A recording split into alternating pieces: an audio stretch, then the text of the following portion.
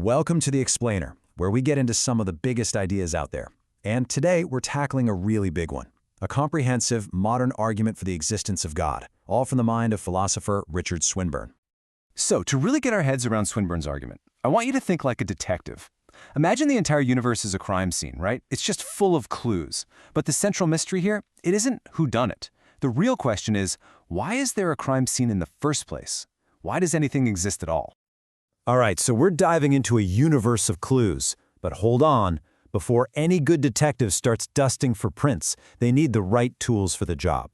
And for Swinburne, the most important tool is understanding that there are really only two fundamentally different ways to explain, well, anything.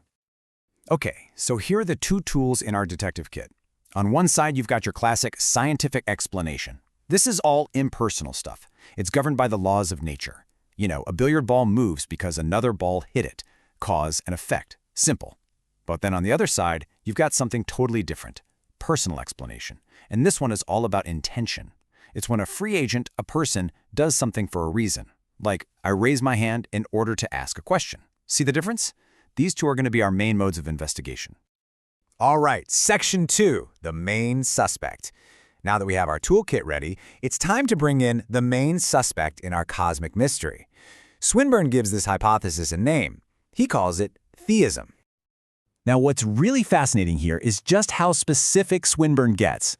He's not talking about some vague, mystical force or something like that. Nope. Theism, for him, points to a person. A non-embodied person, sure, but a person nonetheless. A mind with immense power, knowledge, and freedom. And this is so crucial, because if the cause is a person, it means we can use that second tool in our kit, personal explanation, to try and understand the reasons why this agent might have created a universe. So how do we know if our suspect is a good one? I mean, how do we evaluate any explanation, really?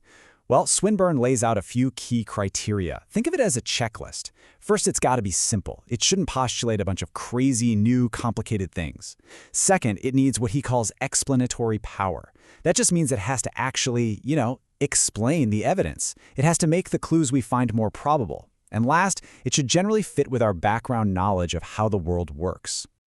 Okay, part 3, the evidence on the board. This is where it gets good. It's time to put on our detective hats. Let's start taking the clues from our cosmic crime scene, the universe itself, and pin them up on the evidence board.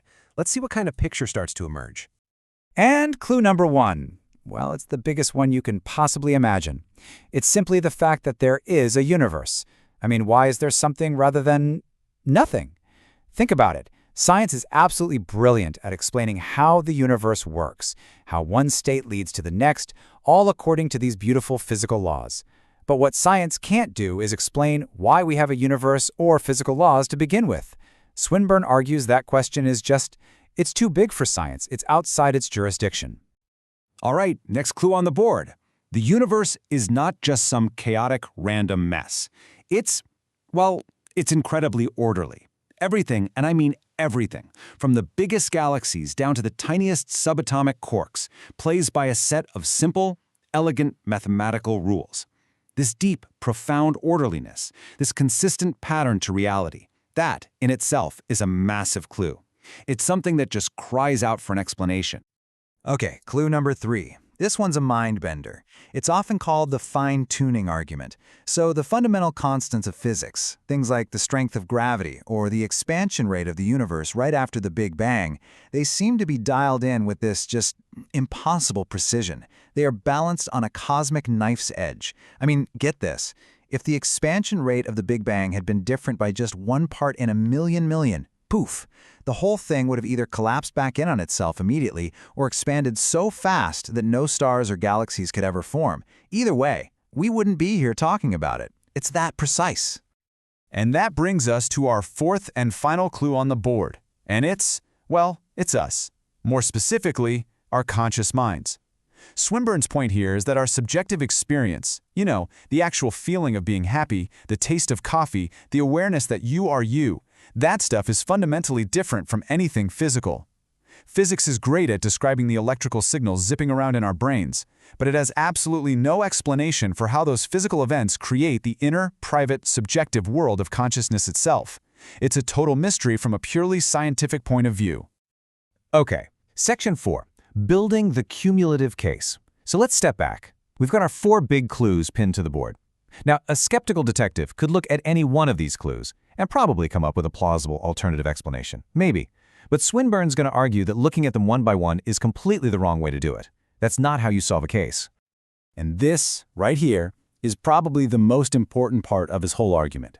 He says some philosophers use a divide and rule technique, picking the arguments off one by one. But that's inadmissible.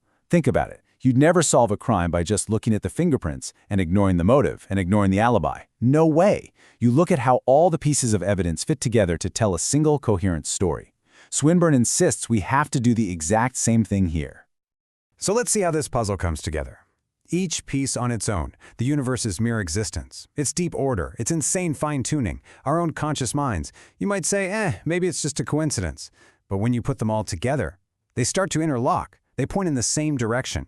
And Swinburne's big claim is this: a single, simple, personal explanation, an intentional creator, makes this whole collection of clues, this entire picture, way, way more probable than it would be on its own. Okay, Section 5, the toughest objection. Look, no detective case is ever perfect. It's never completely airtight. And a good investigator has to confront the evidence that seems to contradict the favorite theory. In this investigation, there is one huge, glaring piece of counter-evidence, a clue that seems to point in the exact opposite direction of a good, all-powerful creator. And here it is, the problem of evil and suffering. It's the classic, and for many, the knockout question. If the suspect here is a perfectly good being with unlimited power, then why is this world so full of suffering? We're talking about natural disasters, diseases, not to mention all the terrible things people do to each other. This isn't some small detail we can sweep under the rug. It is, without a doubt, the single strongest argument against theism. So how does Swinburne handle this? His response is what's known as a greater good defense. He essentially asks us to imagine a safer world, a world where suffering wasn't possible. What would that world look like? Well, as this chart shows, it might mean we don't have meaningful free choice, because our choices couldn't have real, sometimes painful consequences. You couldn't have virtues like courage if there's no danger. You couldn't have deep compassion if there's no suffering to respond to. So in his view, suffering is the terrible but necessary price we pay for a world where our choices, our growth, and our virtues are actually real and meaningful.